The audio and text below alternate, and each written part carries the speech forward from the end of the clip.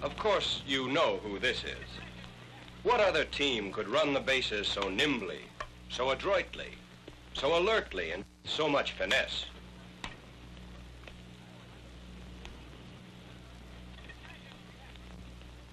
And this is their colorful manager, Lippy Leo Durocher.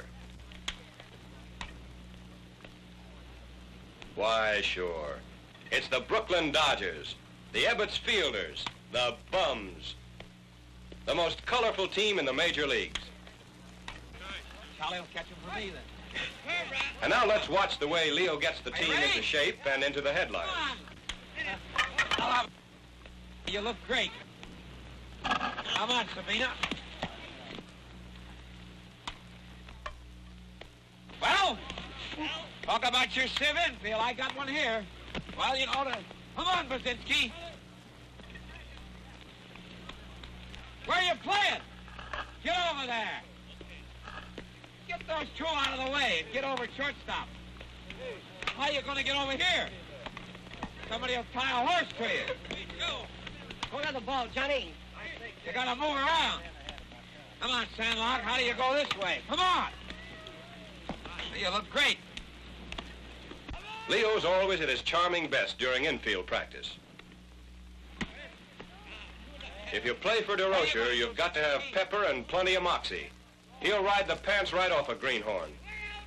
Hey, Tippy! You look great. Try it again.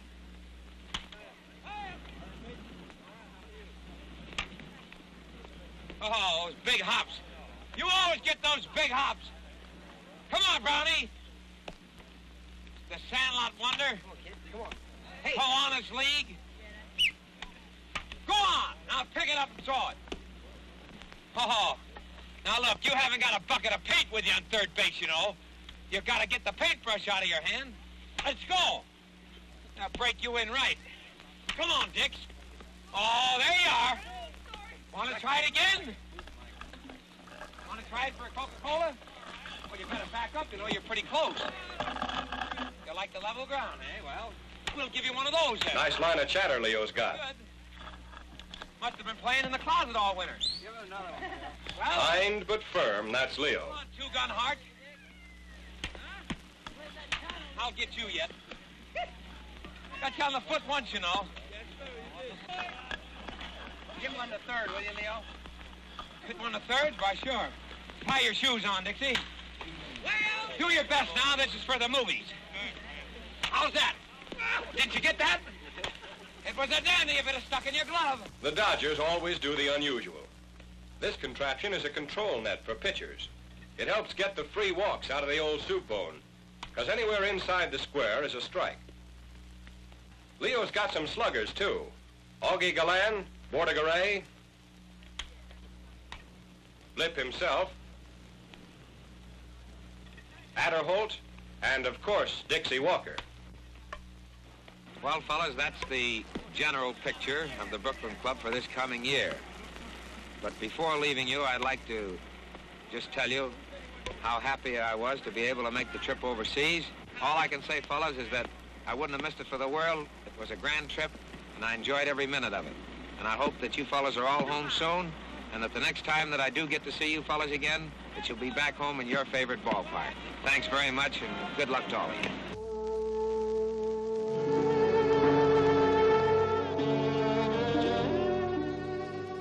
This is what Europe's like, now that the war is over and the Germans are beaten. These are a few of the millions of people who were once labor slaves of the Nazis, and who are now trying desperately to get home. Home to a little farm in Poland, home to a tiny coastal village in Normandy, home to Leningrad, 3,000 miles away.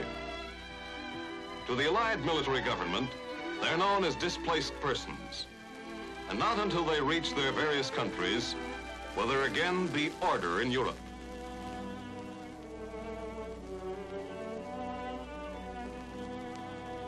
Obeying AMG's first instruction, the migrants leave the roads and move into the open fields, where they gather in groups of their own nationality. Footsore and weary, they wait patiently, anxiously. This mother wonders where she's going to get milk for her baby. this woman wants to know if her little girl will have to sleep in a ditch again tonight. Here, a GI attached to AMG interviews men who've lost their homes and their families and arranges to send them and as many others as possible back to one of the hundreds of displaced persons camps which already have been set up throughout Europe. Upon arrival, the children receive first attention. Children without mothers or fathers. Children orphaned by the bombs of battle, the deadly aim of the Nazi firing squad, the hot flames of an oven inside a German death factory. In peace as in war, English, Russians, French, Belgians, and Americans are working together, operating this displaced persons camp. The cooperation and unity that brought about victory is helping to bring order out of the suffering and chaos created by Hitler.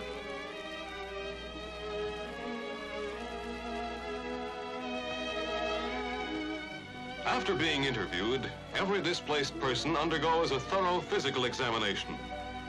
As these people have spread over Europe, disease has spread with them. And today, Europe is threatened with the same raging epidemics that wiped out millions of people after the last war. Typhus, encouraged by foul drinking water, bad food, and wretched sanitation, endangers not only these people, but the lives of the GIs who must occupy Germany.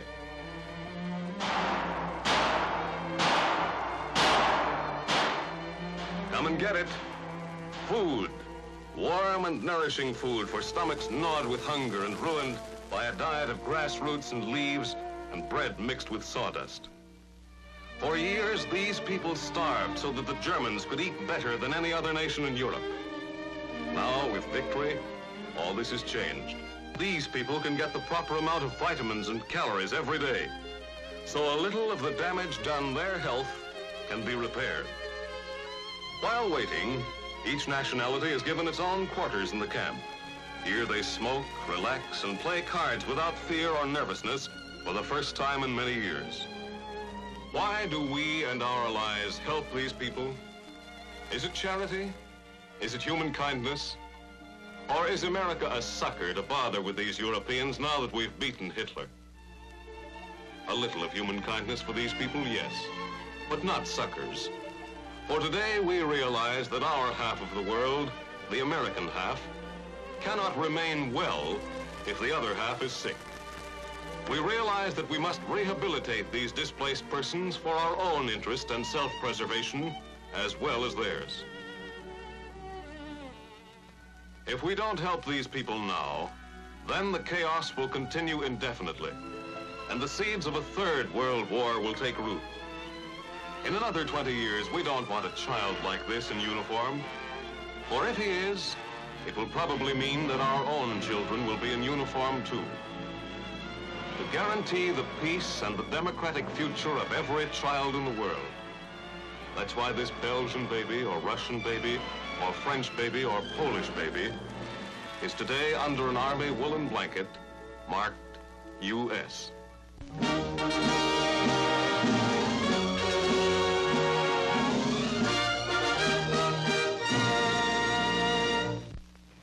T3 Edgar Frank, now with our Army of Occupation in Germany, writes that he'd like to see a few newsreel shots of the Allied occupation of Germany after the last war.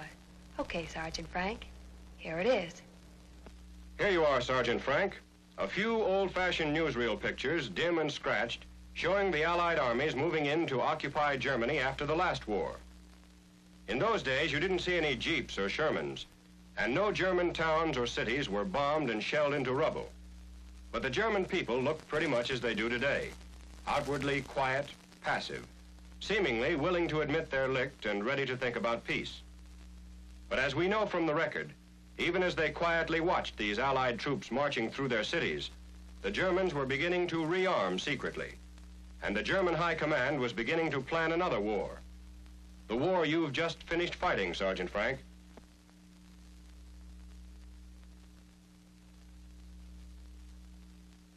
"25 years ago, when these pictures were taken, the Germans were counting on the fact that none of these marching men would want to stay to police them for very long, that they'd get tired and quit. And how right the Germans were. For here was our mistake last time.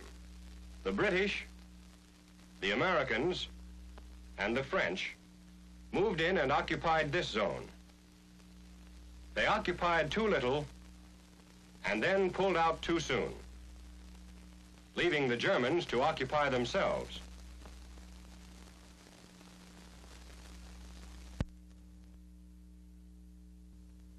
There are many proud papas in the service, and most of them want to see pictures of their babies. Well, we figured we couldn't answer every father, so we put all the baby requests in a hat and picked out 3 winners. And here they are. The little lady eating her chow is Diane Sandra Fine, aged 1 whole year. Sandra's father is Sergeant Bernard Fine, stationed as an Army mail clerk somewhere in India. That's right, Sergeant. That's the baby girl you've never seen because she was born after you left the States. All right, Sandra, give the sergeant a smile. Thank you. The second winner is proud Papa T5 Carl Christensen of the 464th Quartermaster Company, now located somewhere in the Pacific. After the show, Corporal, talk to the projectionist. Maybe you can get him to rerun these pictures of your baby boy and your wife. He may get tired, but we bet you won't. Earl M. Robertson, Yeoman 2nd Class. Here's your wife and both of your children. Little Terry, who's 18 months old, and your son Danny, aged 3. When we told your wife Geraldine that you'd probably be seeing these pictures, she asked if we'd mind including the rest of your family. And here they are coming out of your house back home in Roanoke, Virginia. So, here they are coming out of your house back home in Roanoke, Virginia. Yes, here they are, all right, coming out of your house back home in Roanoke, Virginia. Well, they certainly are coming out of your house. Well, you get the idea.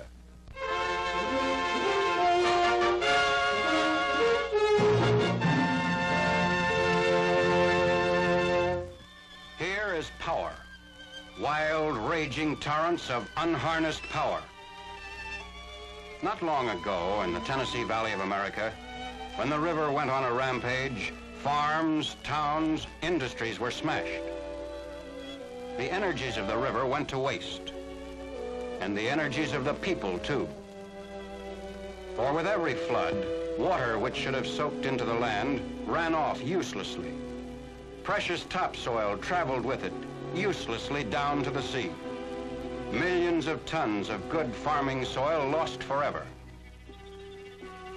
But all this was before Congress created the Tennessee Valley Authority, the TVA, an experiment in one region which could serve as a yardstick for every region. And so, the dam builders came, 200,000 of them. Valley farmers and miners, mountaineers and city workers. To them, this was more than a job. They had a stake in what they were doing. They were building for themselves and for their children. Up in the mountains on the tributary streams, high dams back up reservoirs against the time of drought, releasing the water when needed, holding it in check when the rains come. Down the Tennessee River itself, wide dams give flood control step by step. Instead of alternate floods and drought, water can now be dispatched as trains are dispatched on a railroad system. These are the symbols of an American dream poured into solid concrete. Douglas, Guntersville, Cherokee, Wilson, Pickwick Landing, Chickamauga, Hiwassee, Appalachia, Norris.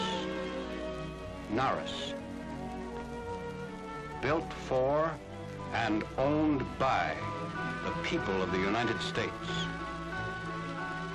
Day and night, in peace and war, the rivers are harnessed for the people. Power for the factory, the cities and the villages, the farmers. Power that means jobs and better living for you when the war is over. For in America, we do things in a big way, and they pay off in a big way. The highest dam in the world, 726-foot Boulder Dam on the Colorado River, irrigating millions of acres of desert from the world's largest man-made body of water, Lake Mead, 115 miles long. 602-foot Shasta, one of the principal sources of water and electric power in Southern California. Grand Coulee Dam on the Columbia River, 4,200 feet long, 550 feet high, the biggest thing ever built by man. It turns up 324,000 kilowatts of electricity, enough to pour a veritable stream of aluminum into West Coast aircraft plants. And farther down the Columbia's rapids is Bonneville Dam, another colossus. Nothing was overlooked. Even the famous Columbia River salmon have ladders to help them upstream to the spawning beds.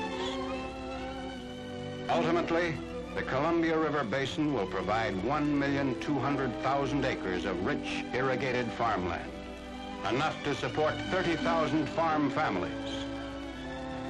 And so, the harnessing of America's rivers goes on, providing power and fertility to win the war today and to make America an even better place to live in tomorrow.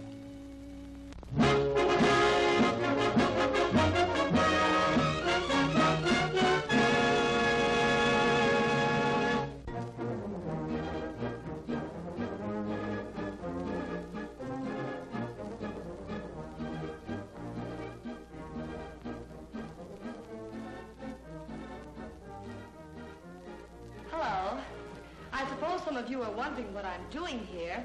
Well, you see, some of you fellows have written to me and requested a real good pinup picture of me in nothing but a bathing suit.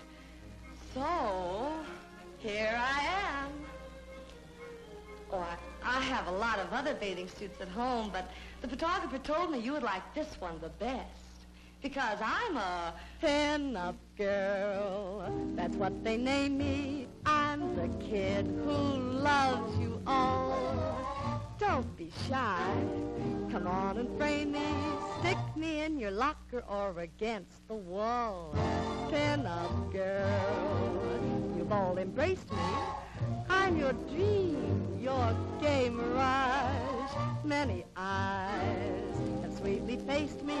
I am yours for tacks or pins or mucilage. At night while you count sheep, I'm watching o'er your bed from above. And while you're fast asleep, baby, I know what you're dreaming of. Your pin-up girl. My clothes are daring. They're not much, I must confess. But I swear I'll go on wearing less and less for my pin-up dress. If it will bring you happiness, all my charms for you unfurl.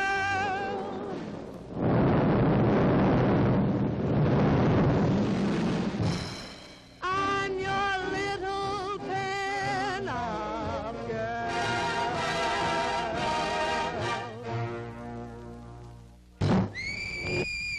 Oh, shine on, harvest moon, up in the sky.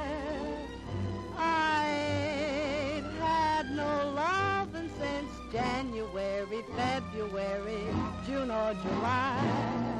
Snow time ain't no time to stay outdoors and spoon. So shine